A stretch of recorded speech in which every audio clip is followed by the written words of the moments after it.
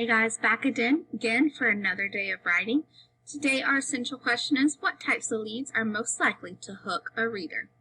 So today we are going to talk about two types of leads we learned yesterday. We learned, as you can see, sound and a question.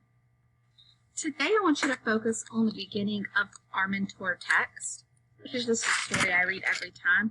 And let's see if we can guess what type of lead this is. All right.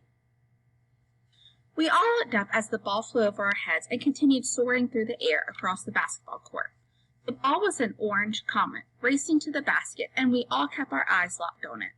We knew that this basketball shot would decide so much for what happened next for our team. This was the second game that we had played against the Springville Rockets, and we had lost the first one. Our team was pretty good this year, and we had made it to the playoffs. If we beat the Rockets this time, we'd get to go on to play in the championship game. We had played hard the whole game, and I knew that the coach was proud of us. Now that we were tired and only a few minutes were left in the game.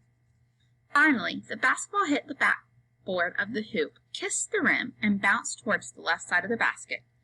Yes! The Rockets missed the shot, and the ball fell right into my hands. I caught it and looked like a deer in the headlights. I froze for what seemed like an eternity. All of a sudden, I saw the hand of another player lunging at me. There was no time to think. I had to act now. I dribbled and ran down the court.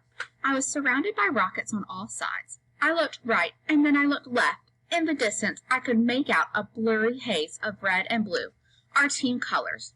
I jumped up and passed the ball next to my teammate. Next, my teammate caught it and hustled the rest of the way down the court. I couldn't believe it. We had a chance to win this game. I was tired and panting, and sweat kept running down my face and dripping off my chin.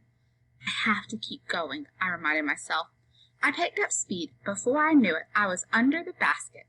The time on the clock read 43 seconds. The crowd was cheering and stopping in the bleachers. My teammate jumped up and tossed the basketball to the hoop.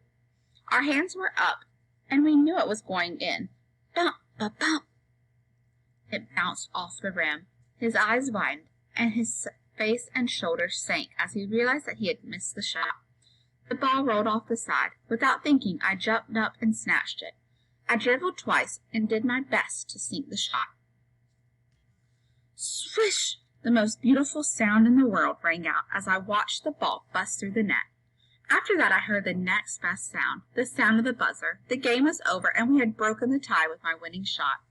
I was beaming red all over.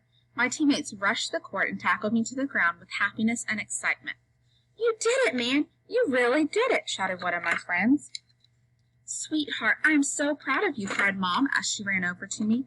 You could not wipe the smile from my face that day. Never in a million years would I have thought that I could make the winning shot in basketball, but I did. So let's reread the first couple sentences and think how the author started this story. We all looked up as the ball flew over our heads and continued soaring through the air across the basketball court. The ball was an orange comet racing to the basket, and we all kept our eyes locked on it. So the author started this story with an action. Starting a story with action is interesting and makes readers want to continue. So let's add actions to our anchor chart.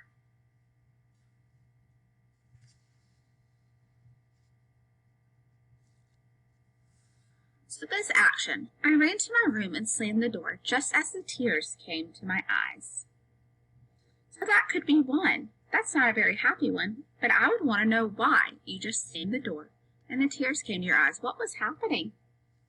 Another one could be, the ball soared over the fence as the crowd screamed and cheered. Or, I ran to my room and slammed the door just as the tears came to my eyes, which is the one we wrote.